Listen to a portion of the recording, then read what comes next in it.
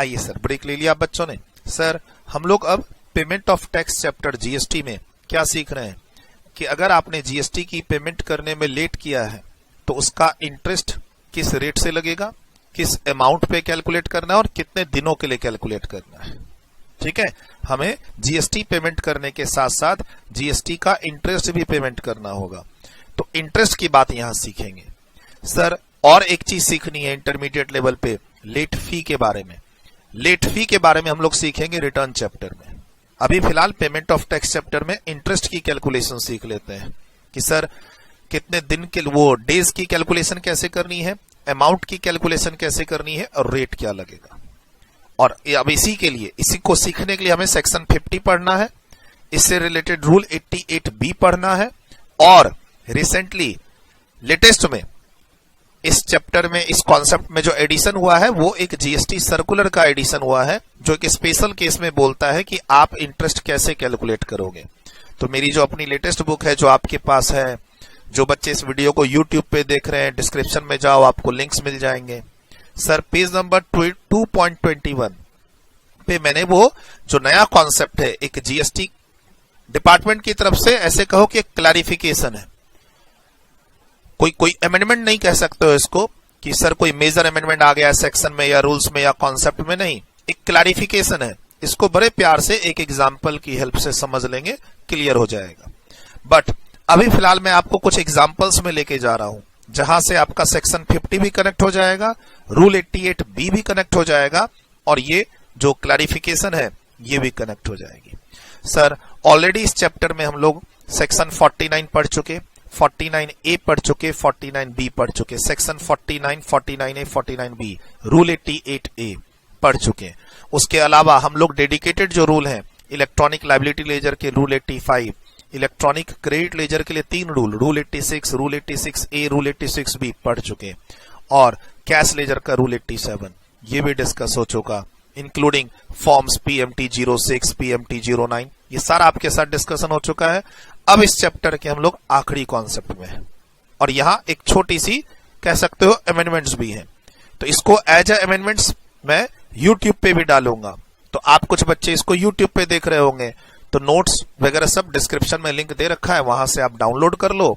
Sir इस amendment को मैं थोड़ा डिटेल्ड में समझाना चाह रहा हूं, लिंक करके सेक्शन 50 से एंड रूल 88B से।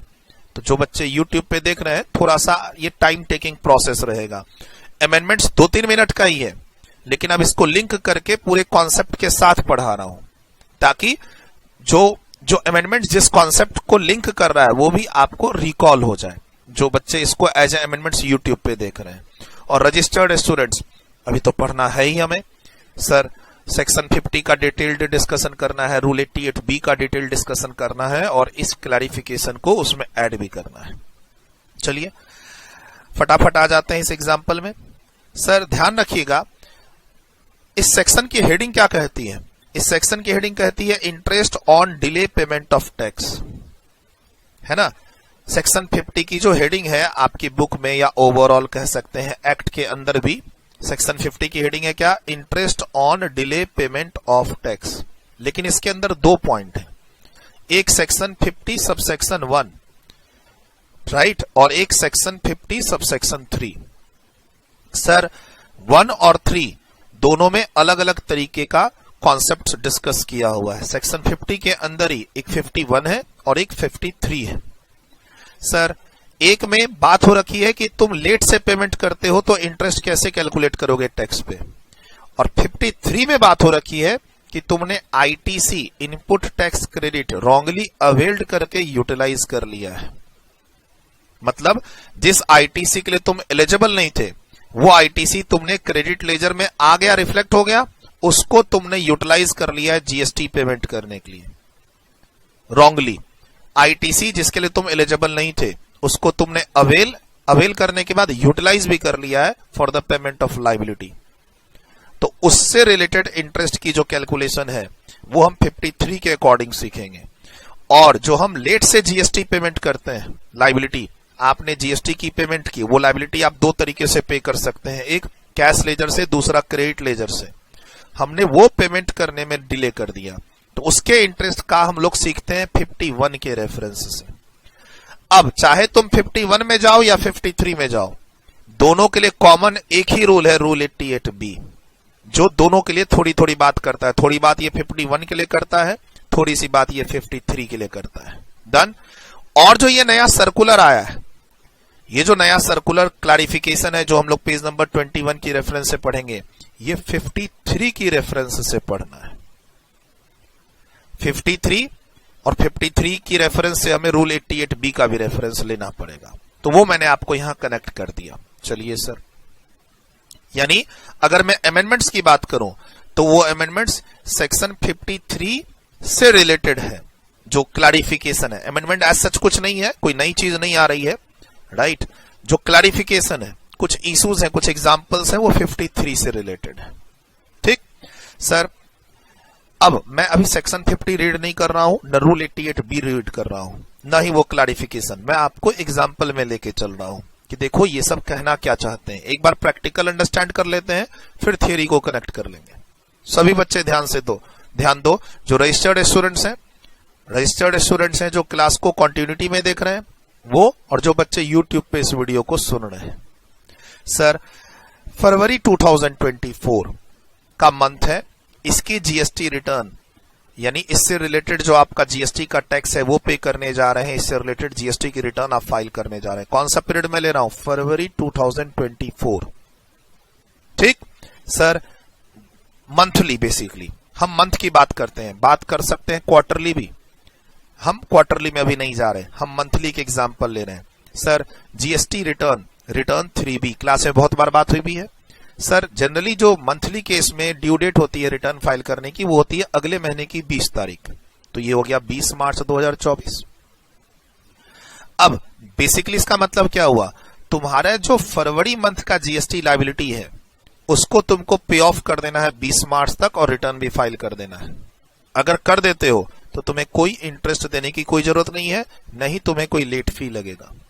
फिलहाल लेट फी तो सीख नहीं रहे, इंटरेस्ट नहीं लगेगा। बट तुमने क्या किया, तुमने रिटर्न फाइल की है डिले 11 मई 2024 को, और उस समय तुमने अपनी लायबिलिटी क्लियर भी की है, कितने की? 50,000 रुपए की। ये लायबिलिटी किससे रिलेटेड थी? फरवरी मंथ से रिलेटेड।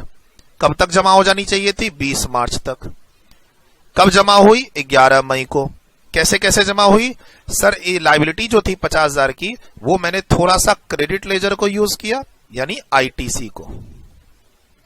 कितना था सर? 20,000। तो आईटीसी का बैलेंस यूज कर लिया, बाकी मैं अपने बैंक से कैश लेजर में ले जाके कैश लेजर को यूटिलाइज कर लिया। कितना? 30,000। सर, मैंने रिटर्न फाइल कर दी, टैक्स में जमा कर दिया।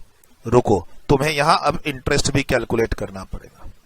अब ये जो इंटरेस्ट है, ये इंटरेस्ट सेक्शन 51 का इंटरेस्ट है। अब जो सीख रहे हैं 53 का नहीं है, 51 का है।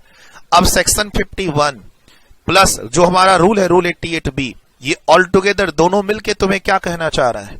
बोलता है कि देखो, पीरियड ऑफ डिले जो लोगे, तुम्हारा जो ड्यू डेट था फरवरी का 20 मार्च के बाद जो अगली तारीख है 21 मार्च, वहां से लोगे। तो सर 21 मार्च से स्टार्ट कर लेंगे। ये एग्जाम में पूछता है, इंटरेस्ट की कैलकुलेशन का पीरियड ऑफ जो डिले है वो कैलकुलेट कब से करोगे? ड्यू डेट के अगले दिन से।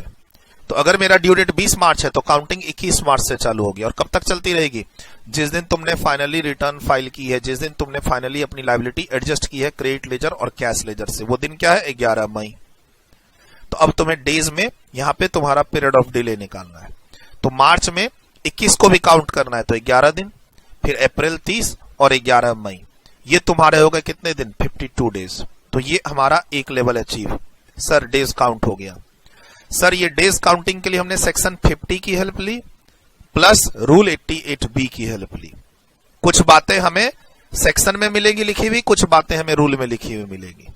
अब सेक्शन 51 बोलता है तुम्हारे लिए एक रेट नोटिफाई होगा, रेट ऑफ इंटरेस्ट। तो वो रेट ऑफ इंटरेस्ट नोटिफाई कितना है? सर, 18%। कहां से आ रहा है? सेक्शन 51 से आ रहा है। मैक्सिमम रेट कहां तक जा सकता है? 51 बोलता है 18%, और गवर्नमेंट ने भी 18% रेट नोटिफाई कर रखा है। जब हम 53 में जाएंगे, सेक्शन 50 एंड सब सेक्शन 3 में, तो वहां पर है मैक्सिमम 24% तक जा सकते हैं, लेकिन रेट नोटिफाई 18% है। यहां मैक्सिमम 18% तक जा सकते हैं, नोटिफाइड रेट भी 18% ही है। वो नोटिफिकेशन नंबर अपने को नहीं जानना एग्जाम के लिए। अब आपको इंटरेस्ट कैलकुलेट करना होगा। अब सवाल है कि सर इंटरेस्ट कैलकुलेट किस पे करें, जो हमारी ग्रॉस जीएसटी लायबिलिटी है उस पे करें, और या फिर जो हमने नेट कैश लेजर से पे किया है, नेट पेमेंट जो हमने कैश लेजर से किया है उस पे इंटरेस्ट कैलकुलेट करें। तो ध्यान रखिएगा, कुछ सिचुएशंस ऐसे हैं जिसपे 30,000 यानी नेट पेमेंट पे जीएसटी कैलकुलेट करते हैं, बाकी सब पे 50,000 पे करेंगे। सर शुरू में तो गवर्नमेंट 50,000 पे इंटरेस्ट मांग रही थी, बाद में कुछ डिस्प्यूट्स होने लग गया कि भाई क्रेडिट लेजर का पैसा तो एडजस्ट करो, ये भी तो गवर्नमेंट के पास ऑलरेडी पैसा गया हुआ है। तो फिर गवर्नमेंट ने बोला सेक्शन 50 में अमेंडमेंट्स करके और ये रूल 88B लाके कि ठीक है, हम कुछ केसेस में 30,000 रुपीज पे इंटरेस्ट कैलकुलेट करेंगे, वरना इरादा तो हमारा कितने पे था, 50,000 पे इंटरेस्ट कैलकुलेट करने का था। क्यों? क्योंकि सर लायबिलिटी जो पे ऑफ मानी जाती है कब मानी जाती है, जब तुम इनको एडजस्ट करते हो, किसको, क्रेडिट लेजर को और कैश लेजर को। और वो एडजस्टमेंट्स कब होती है, जब तुम रिटर्न फाइल करते हो। रिटर्न तुम कब फाइल कर रहे हो, 11 मई को। सर अगर तुम्हें गवर्नमेंट को टैक्स टाइमली देना ही था तो 20 मार्च को दे देते, हम तुमसे कोई इंटरेस्ट नहीं लेते। तुम रिटर्न फाइल कर रहे हो 11 मई को, 11 मई को जाके लायबिलिटी एडजस्ट हो रही है क्रेडिट लेजर से कैश लेजर से, तब तक गवर्नमेंट को पता ही नहीं चल रहा था कौन सा एडजस्टमेंट्स किधर होगा। जब तक तुम एडजस्ट नहीं करोगे तब तक गवर्नमेंट का अपना हिसाब नहीं हो पा रहा था।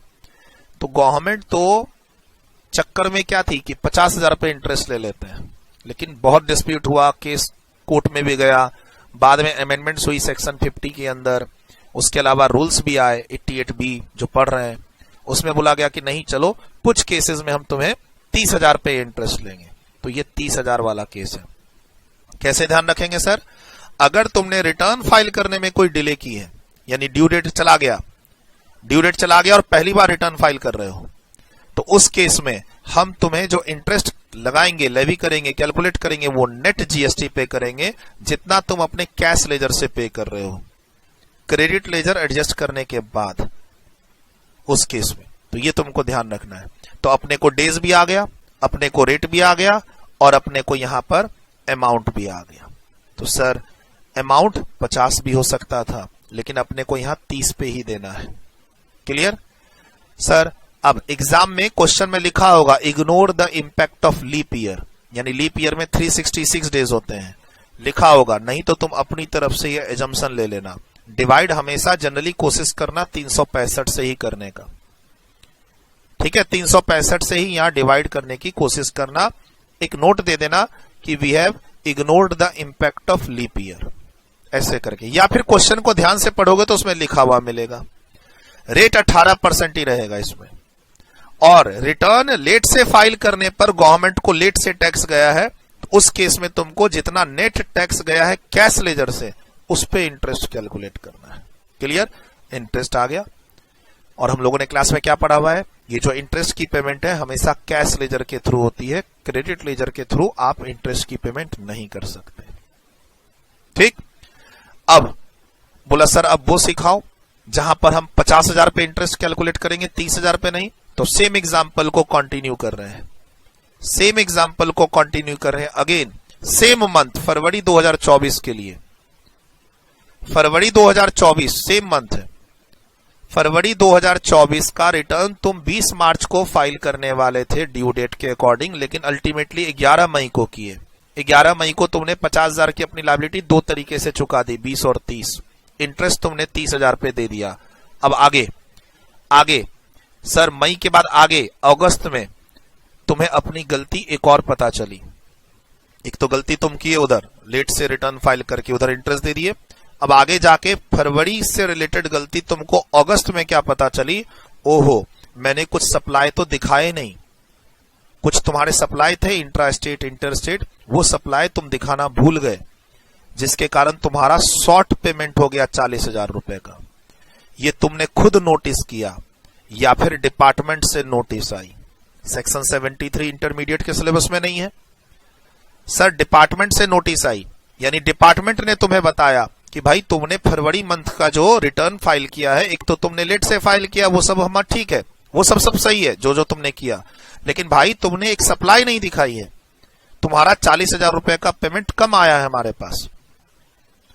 अब ये जो शॉर्ट पेमेंट है 40,000 का, ये तुमने खुद नोटिस कर लिया, केस ए, और या फिर डिपार्टमेंट से नोटिस आई, जो भी केस हो, तुमने 40,000 रुपए का जो भी शॉर्ट पेमेंट था तुमने पे कर दिया। अब पे कैसे कैसे किया? सेम डे कर दिया, जिस दिन तुमको पता चला या नोटिस आई 25 अगस्त को, डर तो हो ही गया था, फटाफट पे कर दिया। कैसे कैसे? कैश लेजर से 30,000 और इलेक्ट्रॉनिक क्रेडिट लेजर से 10,000। यानी तुम्हारा यहां पे ग्रॉस जीएसटी कितना था? ग्रॉस जीएसटी 40,000 था और नेट तुमने जीएसटी कितना पे किया कैश लेजर से? 30,000। तुमने अपना क्रेडिट लेजर 10,000 यूटिलाइज कर लिया, पे ऑफ कर दिया। तो अब तुमने फरवरी का टैक्स इतना लेट से जमा किया, तो अब रेट वही लगेगा 18%, और पीरियड ऑफ डिले वहीं से काउंट करेंगे 21 मार्च से। कहां तक? जब तक तुम पे कर रहे हो 25 अगस्त। अब वेरी इंपॉर्टेंट कि सर इस केस में इंटरेस्ट का अमाउंट किस पे कैलकुलेट होगा? तो देखिए क्या लिखा है मैंने, 40,000 रुपए। ये इंपॉर्टेंट है, इसको नहीं भूलना है, इंपॉर्टेंट। क्या सर हम सेक्शन 53 में पहुंच गए? नहीं नहीं, अभी भी हम लोग 51 में ही हैं, 51 में ही है। सर ये क्या हो रहा है? हमारे पास क्या तो हमारे पास नोटिसेज आई हैं, और या फिर हमने ही पता चला कि अरे पीछे तो हमने रिटर्न भी फाइल कर दी और कम टैक्स जमा किया है। अल्टीमेटली तुमने क्या किया है? टैक्स की पेमेंट कम की है, इसलिए अभी हम 51 में ही हैं। क्या ध्यान रखना, अगर तुम रिटर्न लेट से फाइल करते हो और उस समय जो तुम टैक्स जमा करते हो, वहां पर जो कैश लेजर से पैसा गया है उस पे इंटरेस्ट कैलकुलेट होगा, ग्रॉस पे नहीं, 50 पे नहीं, 30 पे। यहां हम 50 पे नहीं करेंगे। बट रिटर्न फाइल करने के बाद सेम अगेन पीरियड का तुम कोई टैक्स जमा कर रहे हो, अब चाहे गलती तुमने खुद निकाली हो या डिपार्टमेंट से नोटिस आया हो, अब जो तुम टैक्स जमा करोगे, चूंकि ऑलरेडी तुम इस पीरियड का रिटर्न फाइल कर चुके हो, ये रिटर्न फाइल करने के बाद दोबारा तुम टैक्स अब इसका जमा कर रहे हो, तो यहां पर तुमको 30,000 नहीं, कैश लेजर नहीं, तुम्हारा जो ग्रॉस जीएसटी का लायबिलिटी है उस पे तुमको इंटरेस्ट कैलकुलेट करना होगा। सर यही तुम्हारा ओवरऑल सेक्शन 50 सबसेक्शन 1 है, रीड विथ रूल 88B। अभी हम लोग एग्जाम्पल डिस्कस कर रहे थे। अब मेरी बुक में भी कुछ एग्जाम्पल्स दे रखे हैं, जैसे पेज नंबर 19 में, पेज नंबर 20। अब आप जब पेज नंबर 19 पढ़ोगे, पेज नंबर 20 पढ़ोगे, तो मेरी बुक का क्लियर हो जाएगा। मेरी बुक में पेज नंबर 19 में और 20 में वहां पर दो एग्जाम्पल है, दोनों के सॉल्यूशन वहां दिए हुए हैं। अभी जो हमने डिस्कस किया है उसमें वो कवर्ड। रूल 88 भी आधा कवर्ड, सेक्शन 50 आधा कवर्ड, यानी आधा हम लोगों ने अचीव कर लिया। अब आधा बचा है, कौन सा? सर वो आप एक और इंटरेस्ट सिखाने वाले हो ना सर, इंटरेस्ट अंडर सेक्शन 53। कब? जब आईटीसी रॉन्ग हम अवेल एंड यूटिलाइज कर लेते हैं, तो उस केस में ये सिचुएशन कब आएगी और उस इंटरेस्ट पीरियड क्या लेंगे और इंटरेस्ट कैलकुलेट कैसे करेंगे? रेट तो सेम है सर, रेट सेम है, कितना? 18%। रेट सेम है, ये बात तो एक कंफ्यूजन से बाहर है कि चाहे तुम 51 में रहो या तुम 53 में रहो, तुम्हारा इंटरेस्ट का रेट सेम है। अब एक बढ़िया सा फिर से हम लोग ट्यूनिंग बनाएंगे एग्जांपल्स का। अब इसको सीखेंगे 53 को, 53 पूरा सीख लेंगे, इसी में वो जो सर्कुलर का क्लैरिफिकेशन है कवर हो जाएगा। उसके बाद जाएंगे बुक की रीडिंग करने के लिए, है ना इंटरेस्टिंग।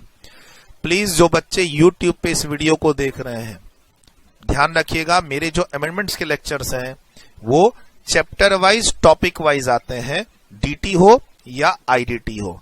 एक होता है ना कि सर अमेंडमेंट लेक्चर 4-5 अमेंडमेंट के लेक्चर अपलोड कर दो, सारे अमेंडमेंट्स एक साथ करवा दो, या एक लेक्चर में 2 लेक्चर में, वैसा मेरे पोर्टल पे पॉसिबल नहीं है। मेरे चैनल पे मैं टॉपिक वाइज कराता हूं, section, topic, chapter wise.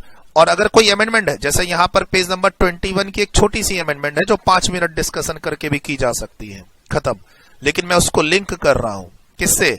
Section और रूल से, जिससे कनेक्टेड वो क्लैरिफिकेशन है। एक कंप्लीट पैकेज देने की कोशिश कर रहा हूं। हर फैकल्टी का अमेंडमेंट पढ़ाने का तरीका अलग अलग होता है, मेरा ये तरीका है।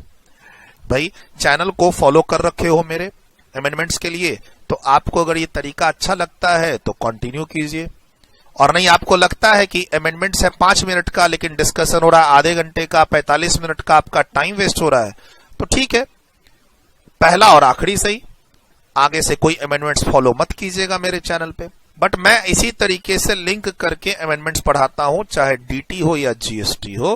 तो अब समझ लो कि ये मेरा ड्रॉबैक है, कमियां है ना। हर टीचर परफेक्ट नहीं हो सकता हर चीज में, मैं यहां परफेक्ट नहीं हूं, और क्या, जैसा भी हो ठीक, जहां भी आपको सहूलियत लगे अमेंडमेंट्स को कवर करने की, वहां से कर लो। मेरे चैनल से आपको अच्छा लगता है, मेरे चैनल से कर लो। मेरे चैनल पे कोई भी अमेंडमेंट्स का एक परफेक्ट पैकेज मिलेगा, यानी उससे रिलेटेड जो भी एक बेस है उसका डिस्कशन करते हुए वो अमेंडमेंट का डिस्कशन होगा। ठीक है, मतलब 1 पॉइंट सॉल्यूशन सिर्फ अमेंडमेंट रीड करने से नहीं होगा, उस अमेंडमेंट को अप्लाई करना होगा। तो मैं वो एप्लीकेशन भी साथ में सिखाता हूं, इसीलिए वो 5 मिनट की अमेंडमेंट आधे घंटे में बदल जाती है, 45 मिनट में बदल जाती है ना। तो वो उतना थोड़ा आपको पेशेंस मेरे चैनल पे रखना होगा, जो बच्चे मेरे चैनल पे अमेंडमेंट्स के लिए जुड़ते हैं।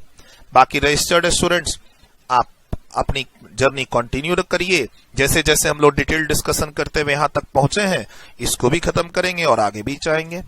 फटाफट इसको लिख लीजिए, फ्रेश पेज पे आ जाइएगा। अच्छा टॉपिक है ये sir, registered students fresh page पे आ जाइए, एकदम अच्छा बढ़िया सा टॉपिक चल रहा है। अभी तक जो भी आपने क्लास में पढ़ा regarding cash ledger, credit ledger, liability ledger, section 49, various rules, ठीक है, बहुत अच्छा पढ़ा। अब इनको भी अच्छे से पढ़िए। हम इस चैप्टर की आखिरी क्लास में हैं, इसके बाद हम लोग कहां मूव कर जाएंगे। चैप्टर जो हमारा एक नया हमने अपनी बुक में ऐड कर रखा है, चैप्टर 2B के नाम से, जहां पर हम लोग टीडीएस टीसीएस सेक्शन 51 एंड 52 को डिटेल्ड में समझेंगे, है ना। और उसकी वीडियो भी यूट्यूब पे आएगी, कंप्लीट वीडियो आएगी उसकी, TDS TCS under GST section 51, 52, जो भी मैंने पेजेस 15-16 पेजेस वहां पर ऐड किए हैं अपनी बुक में टीडीएस टीसीएस से रिलेटेड। आइए इसको लिख लीजिए फटाफट।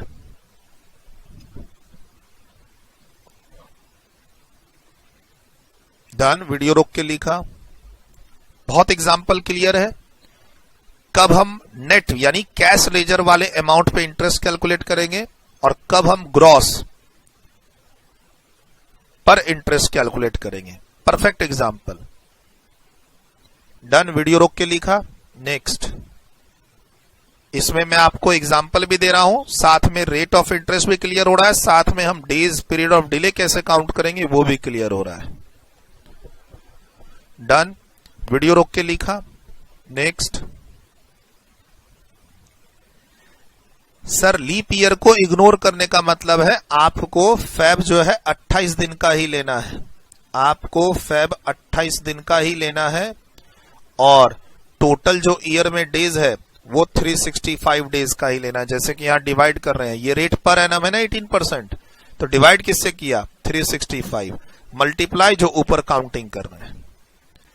आप ऊपर काउंटिंग में मान लो फरवरी मंथ है, आप यहां पर फरवरी मंथ है काउंटिंग में, और फरवरी में आप 29 डेज ले लोगे, तब नीचे यहां पर 366 डेज से डिवाइड करना होगा। ये भी ध्यान रखना, क्वेश्चन को अच्छे से पढ़ लेना।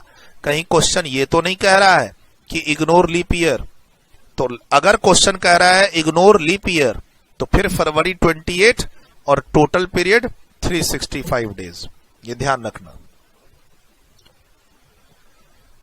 डन, यहां तक वीडियो रोक के लिख लिया कि हम 30 या 50, सर 30 पे इंटरेस्ट कैलकुलेट करेंगे, लेकिन रिटर्न फाइल करने के बाद अगर सेम पीरियड से रिलेटेड कोई और टैक्स की डिमांड है, जैसे कि यहां 40,000, जिसमें से तुमने कैश लेजर से मात्र 30,000 ही पे किया है, कोई बात नहीं, इंटरेस्ट तुमको 40,000 पे लगेगा, न कि 30 पे। डन, वीडियो रोक के लिख लिया। नेक्स्ट, डन, वीडियो रोक के लिखा। अब हम लोग आते हैं नए कॉन्सेप्ट में, सेक्शन 53 में, कि sir ITC wrongly availed and utilised का सिचुएशन बताओ, अब इसमें भी सर वैसे ही सिखाओ हमें कि पीरियड ऑफ डिले काउंट कितना हो, कैसे होगा, रेट तो हो गया सर 18% फिक्स, और सर वो भी बताना कि कौन से अमाउंट पे इंटरेस्ट कैलकुलेट करेंगे। और फिर वो जो नया सर्कुलर है वो क्या कहता है, जो पेज नंबर 21 पे है। डोंट वरी, करते हैं डिस्कस इसको भी।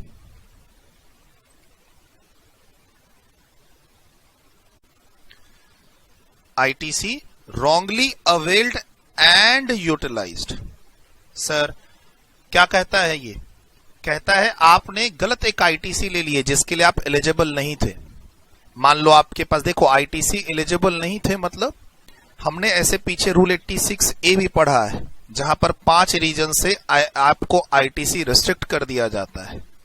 अब उसमें से जैसे एक रीजन था कि आपके सप्लायर ने पीछे गवर्नमेंट को टैक्स नहीं जमा किया, या फिर एक रीजन था कि आपके पास टैक्स इनवॉइस है ही नहीं। सर आपने क्या किया, आप देखो सप्लायर ने GSTR 1 अपलोड किया, आपके पोर्टल में डेटा आ गया GSTR 2A में, और उसको देखकर आपने आईटीसी अवेल कर ली और उस आईटीसी को यूटिलाइज भी कर ली। कहां यूटिलाइज करेंगे sir, for the payment of GST. For the payment of GST ही तो यूटिलाइज करेंगे। और अब मान लीजिए एक रीजन देता हूं, देखो आप अब जब आगे आईटीसी चैप्टर में जाओगे तो वहां आपको 10-20 रीजन मिल जाएंगे जहां पर आपको आईटीसी नहीं लेना चाहिए था, आप आईटीसी के लिए एलिजिबल नहीं थे। जैसे एक सेक्शन का आईटीसी चैप्टर में एक सेक्शन है सेक्शन 17 और उसमें सब सेक्शन 17(5) ब्लॉक क्रेडिट, उसमें कोई 15-20 केसेस हैं जहां पर बोला गया है कि आप आईटीसी नहीं ले सकते हैं। अब मान लो वो सब आप आईटीसी यहां यूटिलाइज कर चुके हैं for the payment of GST.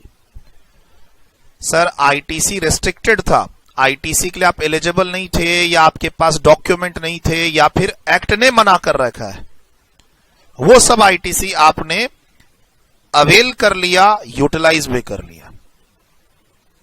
मतलब वो आपके लेजर में रिफ्लेक्ट हो रहा था, अवेल, ठीक, और उसके बाद आपने उसको आगे सेट ऑफ भी कर दिया, किसमें, लायबिलिटी में। सर रिफ्लेक्ट होने तक तो ठीक था, लेकिन जब आप यूटिलाइज कर लोगे तो इंटरेस्ट देना पड़ेगा। अब ये फंडा मस्त है और बेनिफिशियल भी आपके लिए। सर मेरे जो क्रेडिट लेजर है ना सर, उसमें दिखाई दे रहा था क्रेडिट, लेकिन मैंने यूटिलाइज नहीं किया सर, तो अच्छी बात है, इंटरेस्ट मत देना। लेकिन अवेल्ड के बाद यूटिलाइज भी करोगे तो इंटरेस्ट देना पड़ेगा। रेट फिक्स कर दिया 18%। सर रेट ऑफ इंटरेस्ट, अब सेक्शन 53 जो है लॉ, वो बोलता है मैक्सिमम 24% तक इंटरेस्ट जा सकता है। गवर्नमेंट ने जो रेट नोटिफाई कर रखा है वो 18% कर रखा है, ठीक है। प्लीज ध्यान रखिएगा, जब शुरू में जीएसटी आया था, इनफैक्ट शुरू में जब 2017 में जीएसटी आया और अराउंड 2022 के आसपास तक 24% इंटरेस्ट इस सेक्शन के थ्रू गवर्नमेंट ले रही थी। लेकिन पिछले 1 साल की अमेंडमेंट है, रेट को रिवाइज करके 18% पे किया हुआ है। तो अगर आप कोई पुरानी बुक, कोई पुराने नोट्स रेफर करोगे, पढ़ोगे, तो हो सकता है आपको देखने को कहीं मिल जाए सेक्शन 53 में रेट 24% है। गलत है वो। अब मैंने बार बार बोला है क्लास में, सेक्शन 51 हो या 53 हो, 18% है। जो हमारा पिछला बैच था उसमें हमने 18% ही पढ़ाया। बच्चों के मैसेज आते थे, सर हमारे फ्रेंड्स तो 50(3) में क्या कह रहे हैं, 24% कह रहे हैं सर, 18(50)(1) में और इधर 50(3) में 24। मैंने बोला नहीं बेटा, अमेंडमेंट आ चुकी है, इसमें भी 18 हो चुका है। तो सर आपके एग्जाम में एमसीक्यू आए, प्रैक्टिकल क्वेश्चन आए, थ्योरी आए, आपको 18% ही लिखना है। हाँ, लॉ में यानी सेक्शन के अंदर मैक्सिमम 24% का प्रोविजन है। ऐसे तो जीएसटी रेट भी मैक्सिमम 20% प्लस 20, 40% तक का प्रोविजन है। CGST rate maximum 20%, SGST rate maximum 20% और आईजीएसटी रेट मैक्सिमम 40% तक का प्रोविजन है आपके जीएसटी एक्ट में, ठीक है। सो मैक्सिमम अलग होता है, रेट नोटिफाइड अलग होता है। तो आपको जो प्रैक्टिकल क्वेश्चन करने हैं, एमसीक्यू करने हैं, वो रेट नोटिफाइड पे करने हैं। अब देखिए, अब ध्यान से देखिए, एग्जाम्पल चालू हो गया है। सर बहुत पेचीदा कॉन्सेप्ट्स है और बहुत प्यारा प्यारा एग्जाम्पल है जिसके थ्रू मैं आपको समझाना चाह रहा हूं। अभी बुक में चलेंगे ना रीडिंग करने के लिए, तो तुमको वहां पे बड़ा कंफ्यूजन होगा। लॉ को जब रीड करेंगे ना जाके सेक्शन 50 में या रूल 88B में, तो वहां बड़ा कंफ्यूजन होगा आपको। लेकिन अभी एग्जाम्पल पे फोकस कीजिए, आपको पूरा लॉ क्लियर हो जाएगा यहीं पे मेरे साथ इस एग्जाम्पल में। और ऐसे एग्जाम्पल आपको इंस्टीट्यूट की बुक में या मार्केट में किसी बुक में नहीं मिलेंगे, डोंट वरी। सर मतलब कहीं से कॉपी पेस्ट नहीं है। सर इलेक्ट्रॉनिक क्रेडिट लेजर में मेरा बैलेंस आ रहा है 50,000 रुपए का, जिसके अंदर कुछ आईटीसी मेरे रॉन्ग हैं, वहां पर अपीयर कर रहे हैं। कितने के? 10,000 के रॉन्ग है, जिसके लिए मैं एलिजिबल नहीं हूं। मे बी शायद उससे रिलेटेड मेरे पास इनवॉइस नहीं है, या फिर मे बी ये आईटीसी उन गुड्स और सर्विसेज से रिलेटेड है जिसका मैंने पर्सनल कंजम्पशन कर रखा है, या फिर 17(5) में इनके लिए क्रेडिट ब्लॉक कर रखा है, आगे आईटीसी चैप्टर में पढ़ेंगे। ठीक सर, 50,000 में 10,000 ऐसा आईटीसी है जिसको तुमको यूटिलाइज नहीं करना है जीएसटी पेमेंट के लिए, यू आर इनएलिजिबल। ठीक, 50 में 10 है, यानी 40 सही है, 10 गलत है। अब पहला केस बहुत इंटरेस्टिंग केस है। पहला केस, तुम्हारी लाइबिलिटी जो है एज पर रिटर्न, तुम रिटर्न फाइल कर रहे हो, तुम्हारी लाइबिलिटी है कितने की? 32,000 रुपए की। अच्छा, अभी मैं इसमें ना वो नेचर में नहीं जा रहा हूं, आईजीएसटी, सीजीएसटी, एसजीएसटी में कंबाइंड डिस्कस कर रहा हूं। ऑब्वियस सी बात है, आपको पढ़ाया हुआ है कि आईजीएसटी का अगर लाइबिलिटी है तो आप आईजीएसटी का क्रेडिट यूटिलाइज करेंगे सबसे पहले, फिर आईजीएसटी क्रेडिट पूरा 0 हो जाएगा, तब आप दूसरे क्रेडिट में जाएंगे, किसके पास? सीजीएसटी क्रेडिट के पास। ये सब बात आपके साथ हो रखी है, तो मैं उसमें नहीं जा रहा। प्रायोरिटी, ऑर्डर, रिस्ट्रिक्शंस, उसमें नहीं जा रहा। सर लाइबिलिटी लेजर में मेरे 32,000 की लाइबिलिटी है। रिटर्न फाइल करते समय मैंने क्रेडिट लेजर से 32,000 उठा के सेट ऑफ कर लिया। नेट अमाउंट सर कुछ भी पे नहीं किया, और मात्र 32,000 यूज किया है।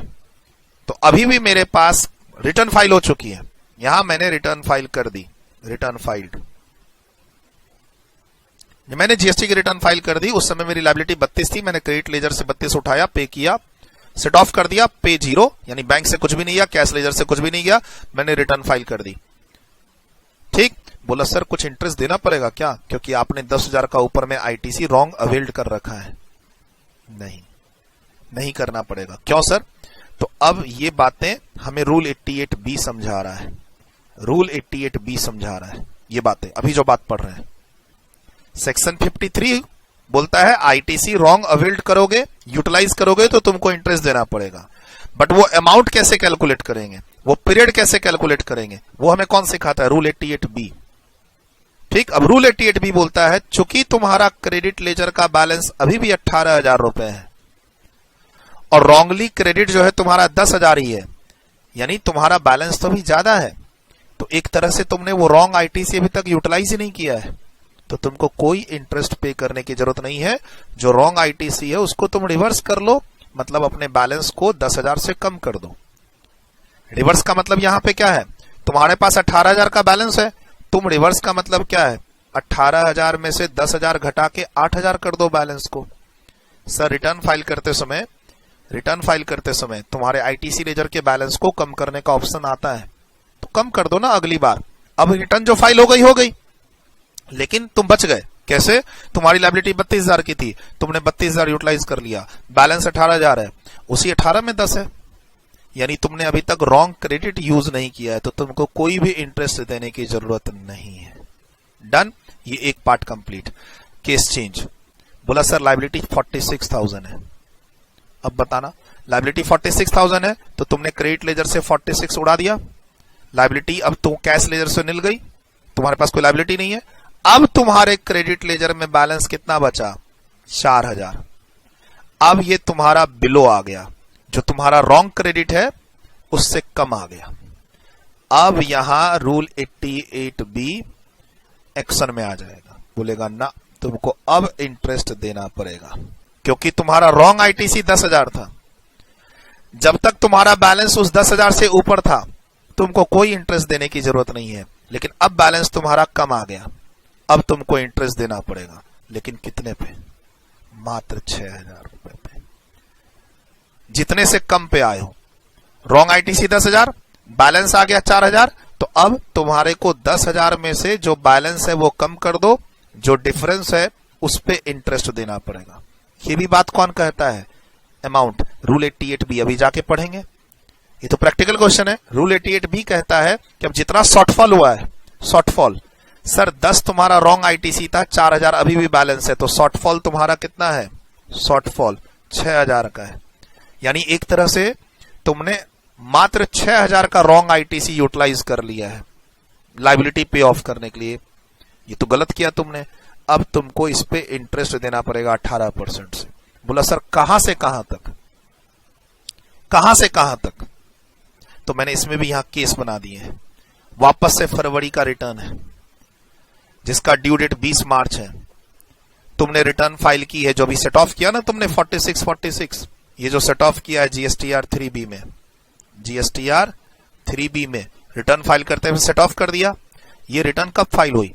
सर ड्यू डेट था 20 मार्च को, रिटर्न तो मैंने टाइमली फाइल कर दी 15 मार्च को। 15 मार्च को ही कर दी? हाँ सर 15 मार्च को ही कर दी। ठीक है, अब तुम ये 6000 रुपया जो गलत आईटीसी है, तुम्हारा आईटीसी कितना था? 10,000 गलत वाला, जिसमें से 6000 तुम यूटिलाइज कर चुके हो। ये गलत वाला है ना, कभी ना कभी तो तुमको रियलाइज करोगे कि ये गलत आईटीसी है। अब आगे तुम इसको क्या करोगे? पे करोगे गलत वाले को, या अपना आईटीसी का बैलेंस आगे जाके कम करोगे। तुम्हारा आईटीसी का बैलेंस तुमने 10,000 से ज्यादा यहां पर रखा हुआ है। आगे ये तो फरवरी मार्च चल रहा है ना, आगे जाके अप्रैल में, मई में कभी ना कभी तुम अपने आईटीसी के बैलेंस को कम करोगे। रिवर्सल जिसको बोलते हैं, रॉन्ग आईटीसी का रिवर्सल करना, तो यानी अपने बैलेंस को कम करना। जैसे मैंने बोला तुम यहां पर 10,000 से अपने बैलेंस को कम कर दो, तुमको कोई इंटरेस्ट देने की जरूरत नहीं है, बैलेंस कम कर दो खाली। अब मान लो बैलेंस है ही नहीं, तो तुमको पे करना पड़ेगा ये 6000 रुपए। 6000 का रॉन्ग आईटीसी ले रखे हो ना तुम, और यूटिलाइज भी कर लिए, तो कम से कम 4000 तो तुम्हारे पास बैलेंस है। तुम 4000 रिवर्स करके उसको जीरो कर दो। अब ये 6000 तुमको पे करना पड़ेगा। तुम जब भी पे करो या जब भी तुम आईटीसी को रिवर्स करोगे अपनी गलती को सुधारने के लिए, वो डेट कौन सी है? 20 मई।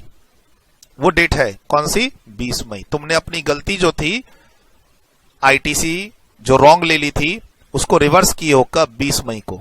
और रिटर्न फाइल कब करनी थी? 20 मार्च को। कब कर दिए? 15 मार्च को। तो यानी एक तरह से तुमने 15 मार्च को ये 6000 रुपए यूटिलाइज कर लिया है सेट ऑफ करके। तुमको 15 मार्च को तुम रिटर्न फाइल की हो, तो तुमने एक तरह से 15 मार्च को ये गलत वाला आईटीसी यूज कर लिया है। तो तुमको 15 मार्च से, 15 मार्च काउंट होगा सर? हाँ, से 20 मई जिस दिन तुम ये गलत वाला आईटीसी रिवर्स करोगे या पे करोगे, वहां तक का 67 डेज का इंटरेस्ट काउंट करना पड़ेगा। यानी 18% 6000, 67 डेज डिवाइड बाय 365 डेज। बोला सर अगर मैं रिटर्न ड्यू डेट के बाद फाइल करूं तो? अगर मैं रिटर्न ड्यू डेट के बाद फाइल करूं तो आफ्टर ड्यू डेट तो बोला सर फिर तुम्हारा ड्यू डेट से मीटर चालू होगा। फिर तुम्हारा ड्यू डेट से मीटर चालू होगा। कब तक? जब तक तुम रिवर्स नहीं कर देते, जब तक तुम पे नहीं कर देते। सर ध्यान से देखिए, हम लोग अभी कौन से सेक्शन में हैं? हम लोग अभी सेक्शन 53 के इंटरेस्ट की कैलकुलेशन कर रहे हैं। 51 तो तुमको सिखा चुका। 51 क्या कहता है? ड्यू डेट के अगले दिन से इंटरेस्ट कैलकुलेट कर लो। इसमें अलग चीज है सर। अब 53 में हमें इंटरेस्ट लग गया, रूल 88B बोलता है टाइम पीरियड कैसे काउंट करोगे। अमाउंट यही बताता है रूल 88B 6000। 6000 कहां से आया? रूल 88B से। जितना शॉर्ट करेगा उतना, जितना रॉन्ग आईटीसी से नीचे चले गए उतना, और पीरियड भी यही देता है। और ये कहता है पीरियड कैसे निकालोगे? तो तुम बताओ तुम्हारी रिटर्न फाइल करने की ड्यू डेट की थी और रिटर्न कब फाइल की हो। रिटर्न 15 मार्च को फाइल की हो तो 15 मार्च से काउंट होगा पीरियड। और अगर रिटर्न लेट से फाइल करोगे तो फिर ड्यू डेट से काउंट होगा 20 मार्च। मैं अपने मन से कुछ नहीं बता रहा, ये सब बातें आपके नोट्स में लिखी हुई हैं। पेज नंबर 2.18 में सबसे नीचे लास्ट पोर्शन, लास्ट जो पोर्शन है आपके पेज पे, वहां पर ये सारी बातें लिखी हैं। अपने मन से मैं कुछ नहीं बता रहा। एग्जाम्पल देने से कंफ्यूजन नहीं होती है, थ्योरी बेटर अंडरस्टैंड करते हैं। तो वो एग्जाम्पल आपके सामने यहां पर आ गया। Sir complete? हाँ complete. Section 50 complete, rule 88B complete. अब तो इन सबको हमें कोरिलेट करना है। अब जो हम बुक में जाएंगे रीडिंग करने के लिए, कॉन्सेप्ट कंप्लीट। बोला सर वो जीएसटी का क्लैरिफिकेशन तो बता दो। आ जाओ, ये अमेंडमेंट पे आ जाओ। इस पे आ जाते हैं अमेंडमेंट पे। वो क्लैरिफिकेशन क्या कहता है, बट उसके पहले लिख लो तुम। उसके पहले ये छोटी छोटी बातें लिख लो। अब हम आ रहे हैं अमेंडमेंट्स पे, क्योंकि अब कॉन्सेप्ट हमारा क्लियर है। 51 क्लियर है, 53 क्लियर है, रूल 88B दोनों सिचुएशन में कैसे कैसे इंटरेस्ट कैलकुलेट करने बोलता है, ये सब क्लियर है। तो अब जो वो सर्कुलर है, क्लैरिफिकेशन है, अमेंडमेंट है पेज नंबर 21 वाली, वो अच्छे से समझ में आएगी। डन, वीडियो रोक के लिखा। नेक्स्ट, ये इंटरेस्टिंग एग्जांपल है कि तुमको यहां कोई इंटरेस्ट देने की जरूरत नहीं है, क्योंकि रॉन्ग आईटीसी 10,000 है और तुम्हारा बैलेंस अभी भी लेजर में 18,000 है। बस तुम रिवर्स कर दो खाली, जितना जल्दी हो सके इंटरेस्ट से बचने के लिए। डन, वीडियो रोक के लिखा। इस एग्जांपल में तुम्हारा बैलेंस कम हो गया, इसीलिए तुमको इंटरेस्ट देना पड़ेगा 10 पे नहीं 6,000 पे, और तुमने रिटर्न कब फाइल की है, तुम्हारा ड्यू डेट क्या है, उसके अकॉर्डिंग निकलेगा period of delay. Done, video रोक के लिखा। नेक्स्ट, डन, वीडियो रोक के लिखा। नेक्स्ट सर, अब 53 से रिलेटेड क्लैरिफिकेशन। हम अब पेज नंबर 21 पे हैं। एक सर्कुलर इशू हुआ, बोला गया कि आईजीएसटी का अगर तुम्हारे पास क्रेडिट है और वहां पर तुमने कुछ मिस यूटिलाइजेशन किया, मतलब wrong ITC related to IGST. अब हम स्पेसिफिक आ रहे हैं, अभी तक जनरल में थे, अभी तक हम लोग को पता नहीं था ये कौन सा आईटीसी है। मे बी ये शायद आईजीएसटी हो, मे बी शायद ये सीजीएसटी हो, मे बी शायद ये एसजीएसटी हो। हम तो ओवरऑल बात कर रहे थे कि क्रेडिट लेजर में कितना बैलेंस है, लायबिलिटी क्या है, हमने तो नेचर डिसाइड ही नहीं किया यहां पे। ठीक है, क्लियर। अब यहां पे हम नेचर में जा रहे हैं कि तुम्हारे पास अगर आईजीएसटी का क्रेडिट 40,000 रुपए का है, जिसमें रॉन्ग आईजीएसटी क्रेडिट कितना है 15,000 रुपए, 40 में से 15 गलत है, 25 सही है। इसके अलावा तुम्हारे पास सीजीएसटी क्रेडिट कितना है 5, इसके अलावा तुम्हारे पास एसजीएसटी क्रेडिट कितना है 4। ये तुम्हारा आईटीसी लेजर हो गया। तुम्हारे पास सेंट्रल जीएसटी का क्रेडिट भी है 5,000 का, तुम्हारे पास स्टेट जीएसटी का क्रेडिट भी है 4,000 का, तुम्हारे पास आईजीएसटी क्रेडिट भी है 40,000 का। 40,000 में 15,000 आईजीएसटी क्रेडिट गलत है, यानी तुम 25 तक ही यूटिलाइज कर सकते थे। सही। अब एग्जाम्पल, इसी में केस बना दिया, केस कि तुम्हारी आईजीएसटी की लायबिलिटी 30,000 है। अब तुम्हारे पास 25 सही 15 गलत, लेकिन तुमने अल्टीमेटली गलत सही मिला के सारा आईजीएसटी सेट ऑफ कर दिया 30 का 30। क्यों? क्योंकि वो पढ़े थे ना पीछे कि तुम्हारे पास आईजीएसटी क्रेडिट है तो उसके बैलेंस को जीरो करने के बाद ही तुम बाकी के क्रेडिट पे जाओगे। अच्छा, तुम 15,000 रुपए गलत है लेकिन तुमको पता नहीं है, अगर पता होता तो तुम रिवर्स कर देते ना, वो तो बाद में पता चलेगा कि अरे ये 15,000 तो गलत था, उसके पहले तो तुम एडजस्ट मार चुके हो। एक बात बताओ, अगर तुम्हें पहले पता चल जाए कि 40 में से 15 गलत है तो तुम इसको रिवर्स करके 40 को 25 ना कर दोगे? हमें पता है, तुम्हें पता है कि 40 में 15 गलत है, वो जो टैक्स पेयर है ना उसको नहीं पता है, वो तो सेट ऑफ मार दिया, return file, GSTR file. Sir, इसने तो सेट ऑफ मारकर रिटर्न फाइल कर दी, 40 में 30 की लायबिलिटी थी, 30 सेट ऑफ कर ली।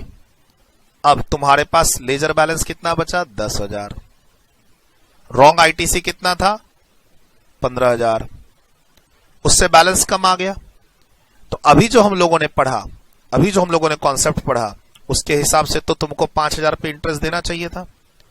अभी जो कॉन्सेप्ट हमने पढ़ा उसके हिसाब से 5,000 पे तो क्या देना चाहिए? इंटरेस्ट देना चाहिए। लेकिन अब यहां पे जीएसटी का क्लैरिफिकेशन आता है, जीएसटी डिपार्टमेंट की तरफ से क्लैरिफिकेशन आता है कि रुको, तुमको यहां पे कोई इंटरेस्ट पे करने की जरूरत नहीं है, क्योंकि तुम्हारा IGST credit plus CGST plus SGST credit मिला के कितना हो रहा है? 19,000 रुपए, जो कि 15,000 से अधिक है। बोला सर तीनों को प्लस क्यों कर रहे हैं? क्योंकि क्लास में क्या पढ़े हैं, आईजीएसटी लायबिलिटी से तुम आईजीएसटी को, सीजीएसटी को और as well as SGST credit credit credit यानी आईटीसी तीनों एडजस्ट कर सकते हो। तुमने क्लास में क्या पढ़ा है कि सर आईजीएसटी लायबिलिटी से हम तीनों क्रेडिट को एडजस्ट कर सकते हैं। तो एक तरह से इंटरेस्ट की कैलकुलेशन तो तीनों क्रेडिट को कंबाइंड देख के ही करनी चाहिए ना। लोगों ने ये अपील की गवर्नमेंट से कि सर आप आईजीएसटी लायबिलिटी से तीनों क्रेडिट को एडजस्ट करने देते हो, तो इंटरेस्ट की कैलकुलेशन जब कर रहे हैं आप 53 के अंदर, तो हमें तीनों क्रेडिट का कंबाइंड करके एग्रीगेट कंपेयर करो। गवर्नमेंट मान गई, सर्कुलर इशू कर दी। तो गवर्नमेंट बोलती है सुनो 5,000 पे तुमको इंटरेस्ट देने की कोई जरूरत नहीं है, क्योंकि तुम्हारे पास 9,000 रुपए एक्स्ट्रा क्रेडिट है। किसमें? सीजीएसटी एंड एसजीएसटी में। प्लीज ध्यान रखना, ये क्लैरिफिकेशन जो आई है ये सिर्फ और सिर्फ आईजीएसटी क्रेडिट के इंटरेस्ट कैलकुलेशन के लिए आई है, सिर्फ आईजीएसटी। कि सर आईजीएसटी का जो तुम्हारा क्रेडिट गलत यूटिलाइज कर लिए हो उस पे तुमको इंटरेस्ट देने की कोई जरूरत नहीं है, क्योंकि अभी भी तुम्हारे पास सीजीएसटी एसजीएसटी क्रेडिट उतना है। यानी हमें कंबाइंड देखना है तीनों क्रेडिट को मिला के। अगर तुमने आईजीएसटी का क्रेडिट रॉन्ग यूटिलाइज किया है तो ठीक, डन, तुमको यहां कोई इंटरेस्ट नहीं देना है। Example change. इफ सर अगर मेरी आईजीएसटी की लायबिलिटी 38,000 होती, अभी ऊपर कितना था 30 को चेंज करके अगर मैं क्या कर दूं 38, तो अब मेरे को आईजीएसटी क्रेडिट आप 38 यूज करोगे, बैलेंस बचेगा 2,000 तो 15,000 से कम है। बोला चलो सर इसमें आप 5,000 सीजीएसटी का क्रेडिट भी जोड़ दो, 5,000 सीजीएसटी का क्रेडिट, सर 4,000 आप ना वो एसजीएसटी का भी क्रेडिट जोड़ दो, तो भी 2,000 प्लस 5,000 प्लस 4,000 11,000 ही हुए। सर ये भी 15,000 से कम है। रॉन्ग आईजीएसटी 15,000 से कम हो गया। अब तो इंटरेस्ट कैलकुलेट करने दोगे? बोला हाँ, अब इंटरेस्ट तुम कैलकुलेट कर सकते हो। कितने पे? 4,000 पे, ना कि 13,000 पे।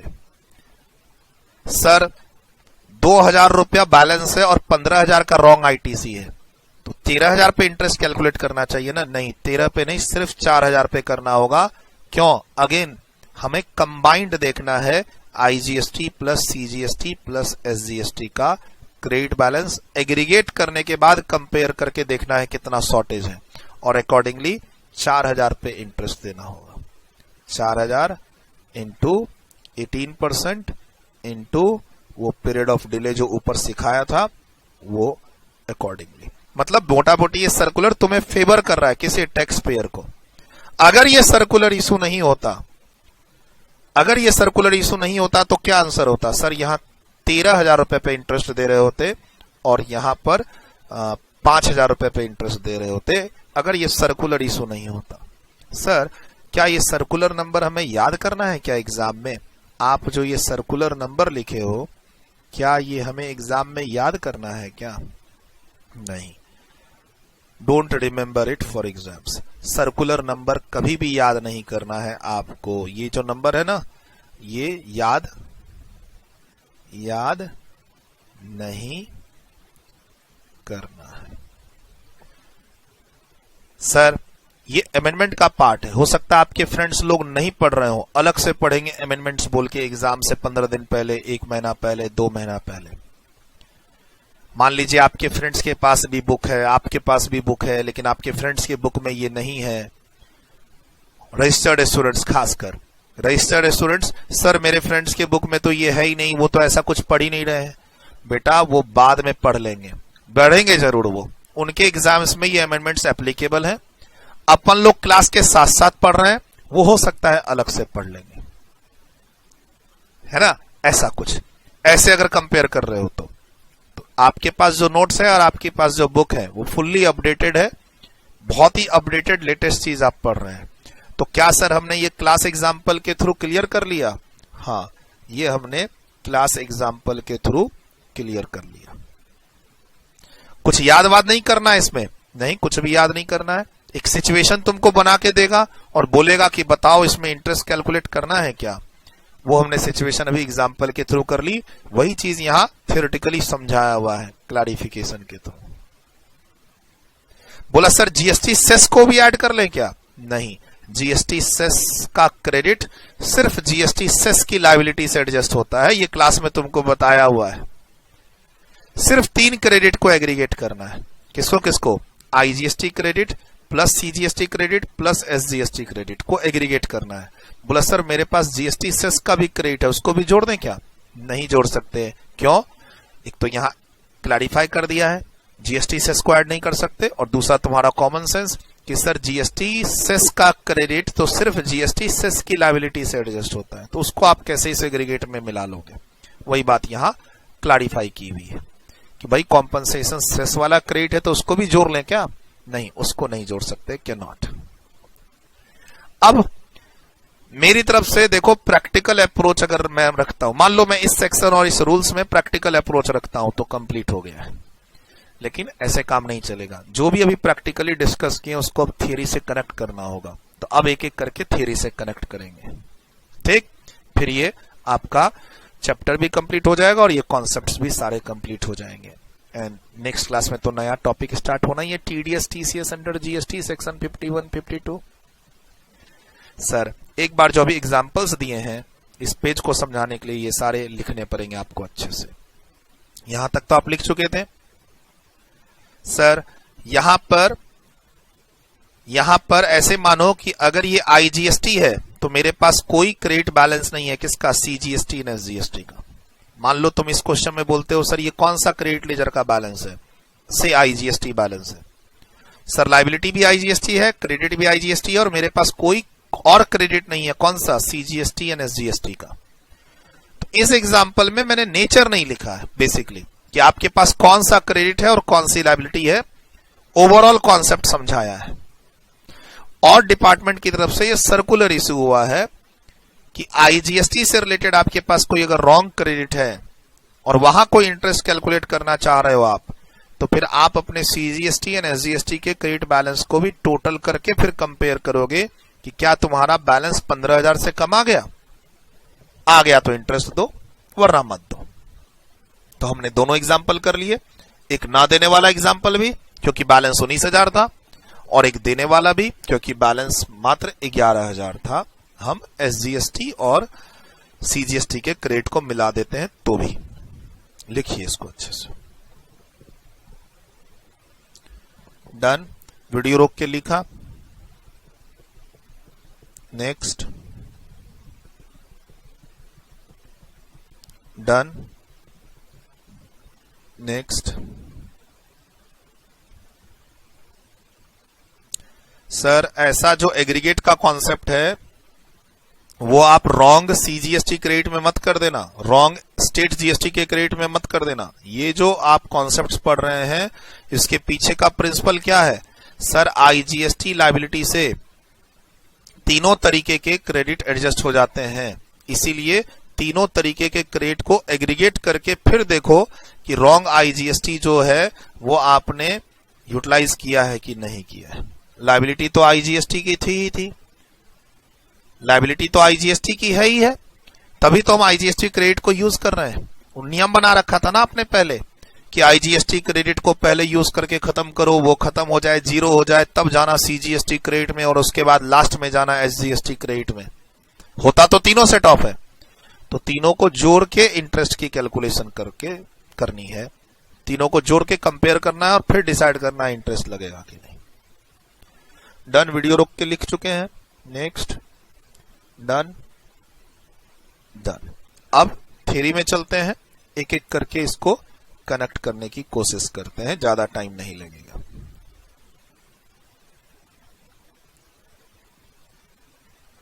पहले इसी को कर लेते हैं। सर क्या ये एग्जाम्पल हो गया? हाँ, होमवर्क हो गया, हमने कर लिया ये डिस्कशन कि तुम अगर लेट से रिटर्न फाइल करते हो, यस इसमें लेट से रिटर्न फाइल हुआ है, तुम्हारा ड्यू डेट यहां पे क्या था? तुम्हारा रिटर्न फाइल करने का ड्यू डेट 20 फरवरी था, जिसको तुमने 15 अप्रैल को फाइल किया है और लिखा हुआ ignore the impact of leap year. तो आपने जो कैश लेजर से पैसा पे किया है नेट जीएसटी कितना? 36,500, उस पे इंटरेस्ट देना होगा, ग्रॉस पे नहीं। डन। सर ये भी होमवर्क, और ये बहुत अच्छा क्वेश्चन है, इसको एग्जाम नाइट में ले लीजिएगा, प्लस जो हम लोग ने क्लास एग्जाम्पल डिस्कस किए उसको। सर इसमें क्या हुआ है, इसमें दोनों केसेस हैं आपके, वही हुआ है यहाँ पे कि सर रिटर्न फाइल कर दिए, हाँ जुलाई की रिटर्न अगस्त में फाइल करने के बाद हमें कुछ गलतियां पता चली कि हमने 40,000 रुपए का टैक्स शॉर्ट पेड किया है। रिटर्न फाइल करने के बाद 40,000 का रुपया टैक्स शॉर्ट पे किया है। कैसे कैसे पे किया, कैश लेजर से 30, क्रेडिट लेजर से 10। तो फिर देखो यहां क्या बोलता है, तुमको पूरे 40,000 पे इंटरेस्ट देना होगा, 40,000 पे इंटरेस्ट देना होगा। अब इसी में इफ था कि अगर लेट से ही रिटर्न फाइल की है और उसी समय हमने ये 40,000 का टैक्स जमा किया है, तो अगर रिटर्न फाइल ही लेट से की है तो फिर इंटरेस्ट 30,000 का लगेगा। इसके अंदर केस है, अच्छा क्वेश्चन है, इसके अंदर केस बनाया है बेसिकली कि what would be your answer if जुलाई का रिटर्न तुमने फाइल ही लेट से किया हो और उस समय 40,000 में से 30,000 तुमने कैश लेजर से पे किया हो। यानी देखो रिटर्न फाइल करने के बाद दोबारा टैक्स जमा करोगे तो ग्रॉस लेना, और रिटर्न फाइल ही लेट से कर रहे हो तब फिर नेट लेना। बस मोटा मोटी यही आइडिया तुमको रखना है, और ये क्वेश्चन जरूर करके जाना एग्जाम में। ये 5 मार्क्स लिखा हुआ है, छोड़ना मत इस क्वेश्चन को और इसके सॉल्यूशन के प्रेजेंटेशन के तरीके को।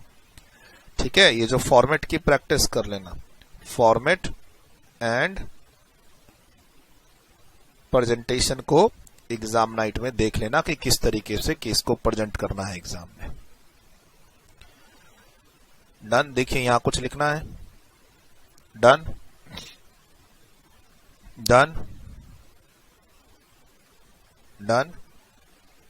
इस पेज पे आने की कोई जरूरत नहीं है, इस पेज पर आने की कोई जरूरत नहीं है। यहां लिखा हुआ है कि क्या जीएसटी सेस को भी ऐड करेंगे, तो नहीं, ignore GST cess, GST cess को ऐड नहीं करेंगे। और ये रेफर क्लास एग्जाम्पल, ये मैंने एग्जाम्पल के थ्रू सारा समझा दिया, तो अब इस पेज को पढ़ने की कोई जरूरत नहीं है।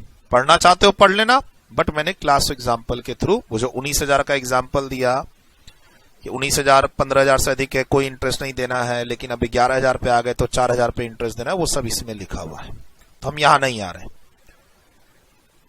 अब हमारा ये बच गया रूल 88B और ये हमारा सेक्शन 50। पेज नंबर 17 पे आ जाइए। अब इजी है, बेसिकली कनेक्ट करना है। अब फॉर्मेलिटी है कि इसको रीड करके एग्जाम्पल से कनेक्ट कर रहे हैं। मोटा मोटी यहां जितनी बातें लिखी हुई थी सब मैंने खोल खोल के एग्जाम्पल के साथ रख दी। अब तुम इन पेजेस को पढ़ो नहीं पढ़ो, कुछ याद है नहीं है, कोई फर्क नहीं पड़ता।